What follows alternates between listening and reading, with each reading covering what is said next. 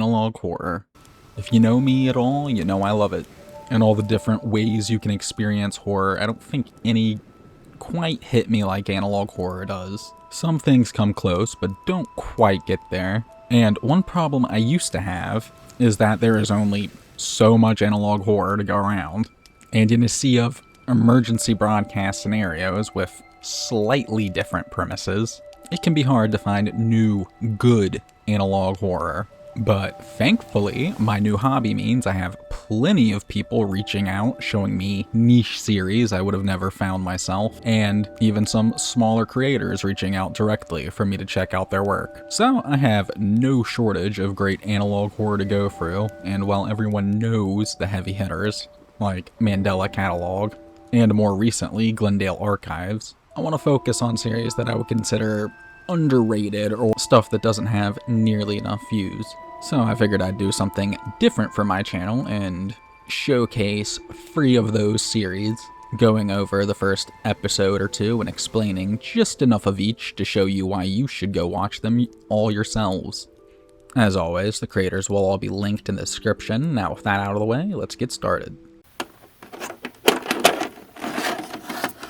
The first series I want to talk about is Cortechs by Junes Media. Cortechs is primarily about the company Cortech, the many brain augmentations they make, ranging from addictive drinks to alter your emotions and deleting unpleasant memories, all the way to storing the consciousness of tens of thousands of people on online servers they call digital paradises, whatever that means. These augmentations often coming with negative side effects like death on the lighter side of things, and having your consciousness imprisoned eternally in a digital prison on the heavier side.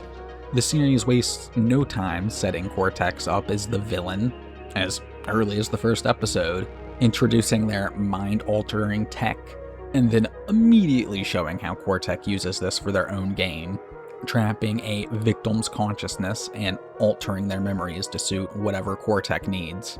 In fact, a lot of the episodes follow a formula similar to this one, in which a piece of technology from Cortech is introduced, usually in the form of an ad that embellishes or even outright lies about the tech's usefulness and side effects. Like, for example, the emotion aids from Tape 4, beverages that alter the chemicals in your brain to elicit a specific emotion, advertised as non-addictive, which was, of course, not true. Not only were they highly addictive, but abstaining from emotion aids can even rob your ability to feel said emotion, causing those who attempt to quit to spiral into drug use, to cope, and perhaps the worst product of them all, the afterweb.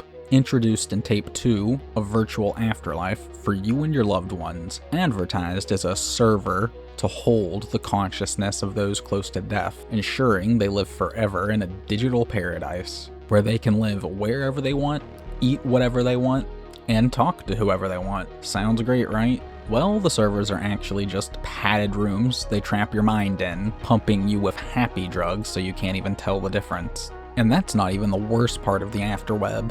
I won't spoil that here, you should go check out the series yourself, but trust me, it gets pretty bad. And that is mostly what you can expect from Cortechs. It has a few episodes that deviate from that formula, switching to a more documentary-style approach, which takes itself a lot more serious. The entire way through, Cortechs is split roughly 50-50 between the lighthearted and goofy ads that ooze 80s and 90s with the charming, campy acting. Have you ever felt down in the dumps? Do you need a little pick-me-up to help you get through a stressful week? Emotion Aid Happy Honeydew may be just what you need. The drink contains natural dopamine and serotonin chemicals, increasing the happiness in your brain with no other effects. Turn that frown upside down with Emotion Aid Happy Honeydew. Studies show that 89% of people report feeling a mood improvement after crying. Have you ever wanted to let out all of your stress but been unable to cry? Emotion Aid Sad Sour may be the drink for you. Find yourself being unable to set boundaries with others? Emotion Aid Angry Apple may make that easier. And on the other side, Cortechs is not afraid to get dark, showing the more unethical side of the company with the virtual prisons they made, where inmates can serve thousands of years before getting released, among many other things. The mix of deadly serious and campy lightheartedness is one of my favorite things about the series that makes it stand out to me.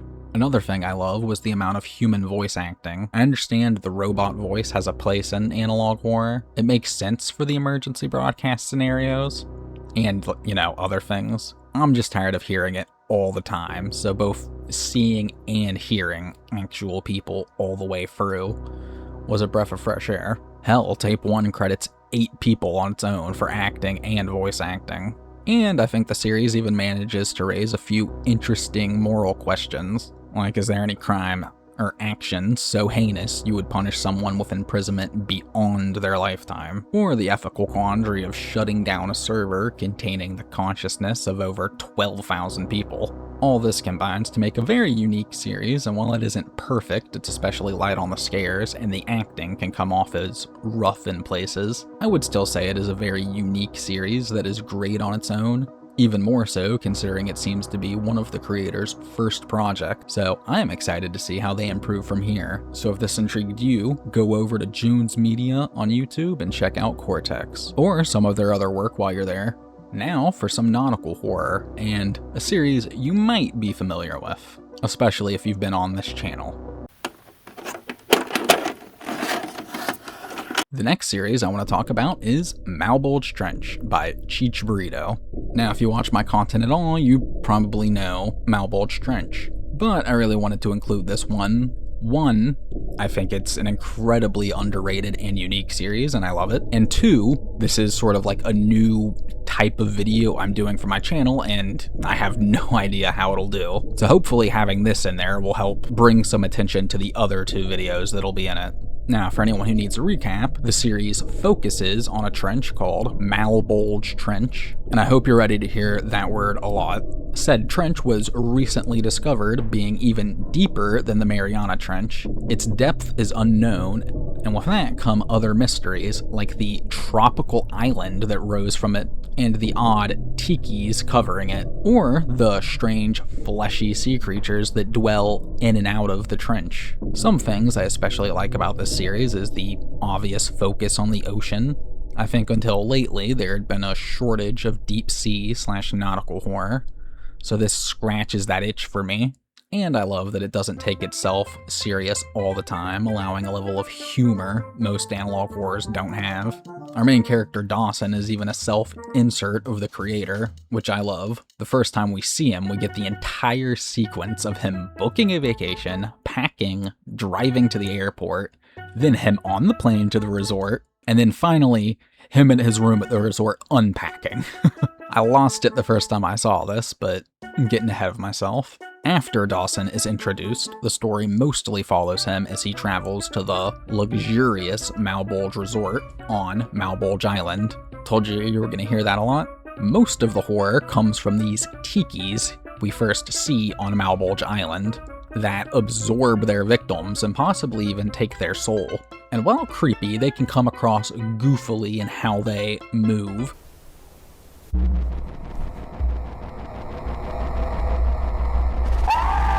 Thankfully, the series makes up for it with moments like this.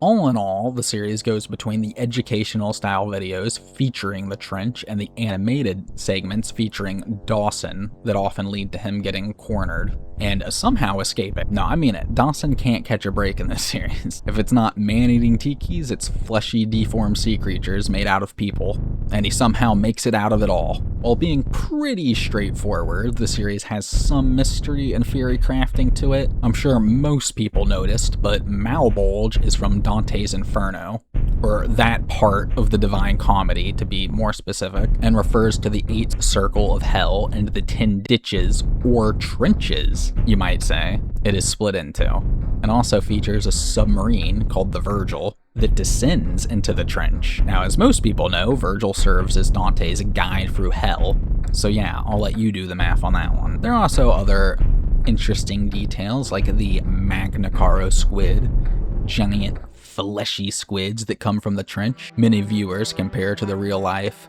Magna Pinna, or big fin squid. Now, if you want the whole mystery, you need to go check out Cheech Burrito and watch it yourself. If you like ocean-related horror and a little humor in your horror, then Malebolge Trench won't disappoint, as long as you can ignore a few animation errors here and there. Luckily, Malebolge Trench has a good amount, 6 episodes and ongoing, so plenty to watch. And if you finish that, Cheech also has the found footage series, among other videos. But I have ranted about Malebolge Trench enough on this channel, so if deep sea horror isn't your thing, this next series takes a different approach. And the last series I would like to talk about today is Periphery by Soul Prophet Production. Now, I'm kind of taking a swing with this one, as it's both very new and very short at 4 episodes, the longest of which being 3 minutes. It also has the least amount of attention on top of that, and is very low budget. Just a girl with a camera and some practical effects. All that making this kind of a risky recommendation. So why did I pick Periphery? Well, one word: vibes. It's hard to explain. This one just has a certain feel to it. Just sort of the low quality of it and the way it is shot is very reminiscent to me of Marble Hornets, and just that sort of early YouTube horror, you know, sort of a college art project feel that I think adds some charm to it.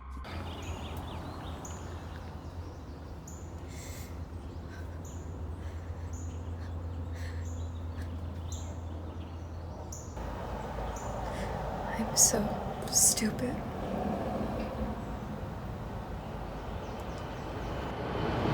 Hey! What is that?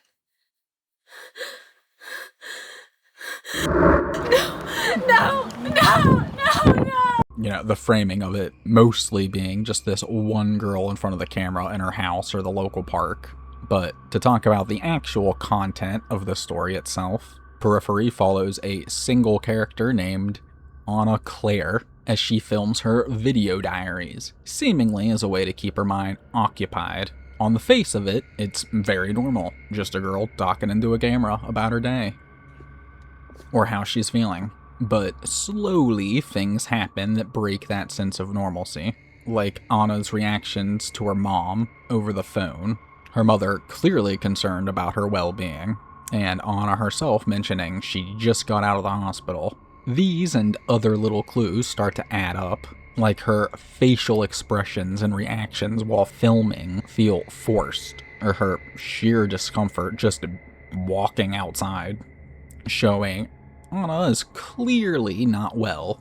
The series slowly alluding to her troubles as things go on besides Anna's mental state. The other focus is a bit more subtle, the series falling within a genre I like to call background horror, where instead of jump scares, the horror mainly comes from small changes in the background you might not notice, ranging from the more obvious stuff like black hands appearing around corners, images being hidden between cuts, to harder to notice details like shadows that appear for a fraction of a second before disappearing, or silhouettes in a reflection we can barely see.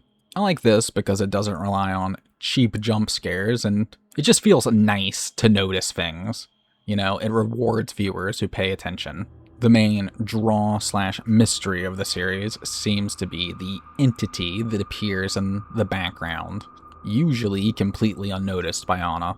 Is it some demonic entity stalking her, or some sort of ghost of her troubled past conjured up in her mind? If you would like to find out, go ahead and check out Soul Prophet Productions. As someone's first foray into analog horror, I thought the series was pretty good, and had that old creepypasta vibe I used to love. hopefully Soul Profit Productions gets some love and we can see where the series goes next. Alright, well, hopefully everyone had at least one series from that list that you were interested in. And these are all series that, while rough around the edges, have obvious passion put into them, and they each have their own unique ideas to add to the analog horror genre.